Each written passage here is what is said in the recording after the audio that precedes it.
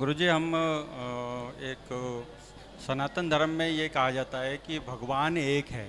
हाँ, हमारे हिंदू धर्म में, सनातन धर्म में कहा जाता है कि भगवान एक है। कहा नहीं जाता है ही। ये है ये। हाँ, हम फिर मंदिर में अलग अलग देवताओं को बिठा रखा है हमने, जिनको मूर्ति पूजा हम कर रहे हैं उन लोगों को। तो भगवान जब एक है तो अलग अलग क्या है फिर ये? देखिए, श्रद्धा के ऊपर, समय के ऊपर भगवान एक। ममे वांसो जीवलोके जीवभूता सनातना मना षष्ठा नेन्द्रियाणे प्रकृत स्थानी कर्षति।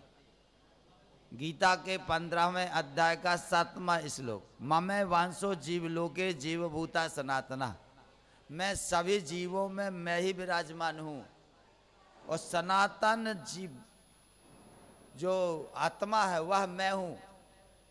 मना षष्ठा नेन्द्रियाणी, मनः षष्ठा नेन्द्रियाणी प्रकृत स्थानी कर्षति।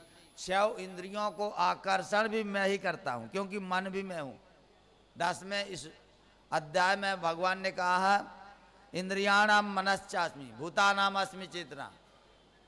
सभी भूतों में मन है, सभी प्राणियों में मैं चेतना हूं, सभी प्राणियों में मन हूं। 1000 घड़े में जल भर करके रख दो, अनेक प्रकार के घड़े हैं। सूर्य का प्रतिबिंब सब में दिखेगा, देखेगा। जहां चेतना है वहां सब ईश्वर है। जहां जो कुछ दिखाई देता है वहां, और जहां कुछ नहीं दिखाई देता वहां सब में वह विराजमान है। इसका प्रमाण हम आपको बताते हैं। निर्जीव सजीव पदार्थों में भी वह है। मीराबाई को आपने सुना होगा, मीराबाई को राणा ने जहर दिया था। जी, दिया था ना। जहर का तात्पर्य होता है जहर खाने के बाद व्यक्ति मर जाता है? जी। हाँ। मगर उसमें भगवान है। भगवान कहते हैं मैं हर पदार्थ के गुणों में विराजमान हूं।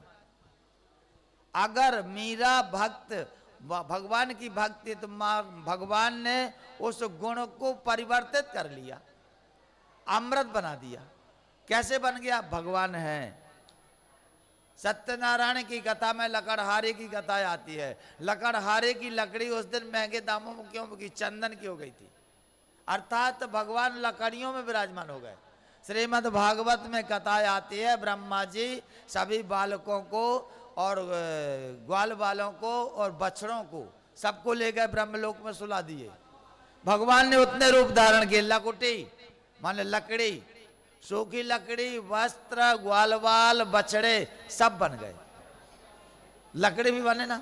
हाँ, तो लकड़ी में ही विराजमान।